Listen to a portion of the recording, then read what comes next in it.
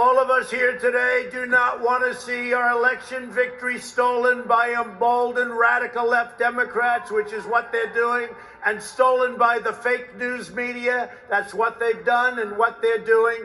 We will never give up. We will never concede. It doesn't happen. You don't concede when there's theft involved.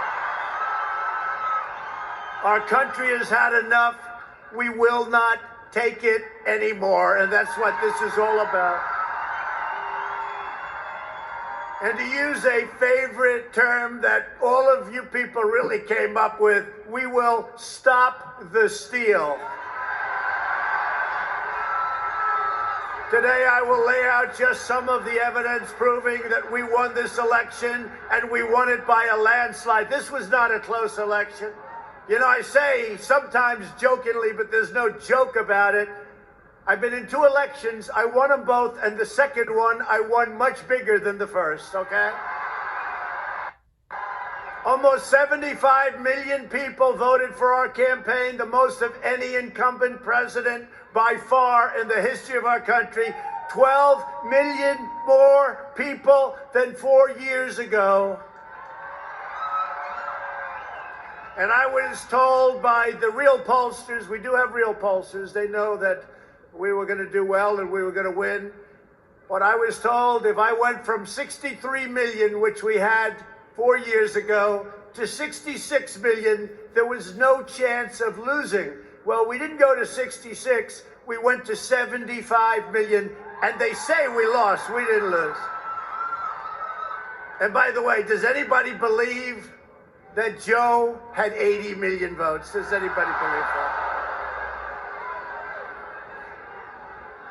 He had 80 million computer votes. It's a disgrace. There's never been anything like that.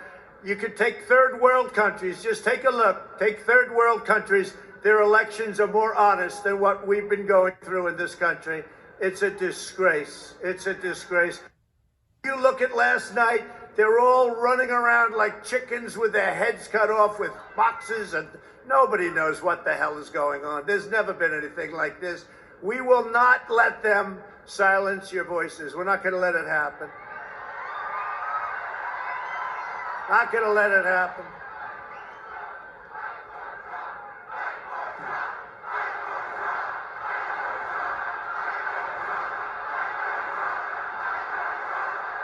Thank you. USA! USA! USA! USA! For 4 years, we have witnessed turmoil in America, but nothing quite like this. The pro-Trump crowd fought with the police, trying to break through their lines, intoxicated by the unlikely prospect of reversing America's election outcome. We watched as the standoff continued for at least an hour. Tear gas canisters were fired from the very stage on which Joe Biden will be inaugurated.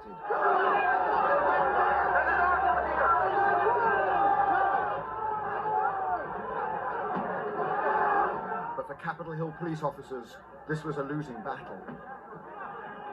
This is exactly what was feared, but in no way is this a surprise. It has been fueled by the president's rhetoric, and it's increasingly clear this election has not healed the wounds. It has simply amplified them. We followed the aggrieved and infuriated Trump supporters as they stormed the building. Through broken windows and doors they had forced open.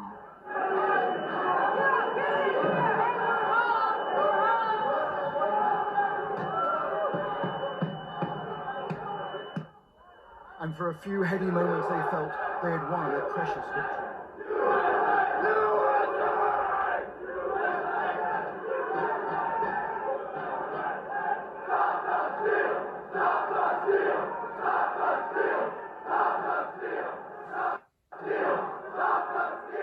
They were now in the very heart of the Congressional building.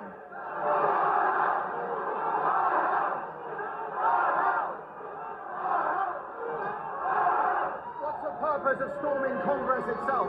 Because they work for us! get to steal it from us.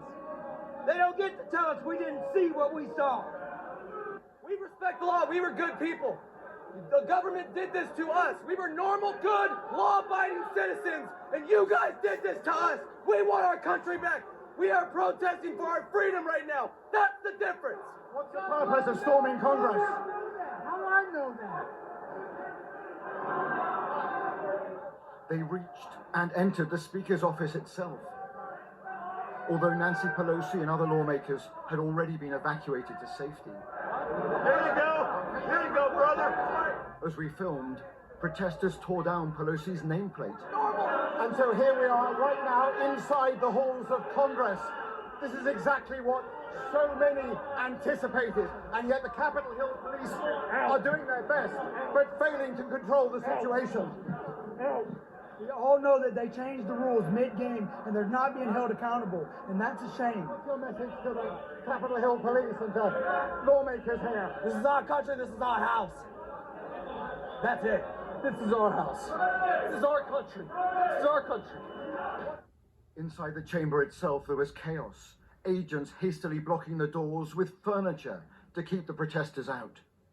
Officers ready to open fire as a last resort.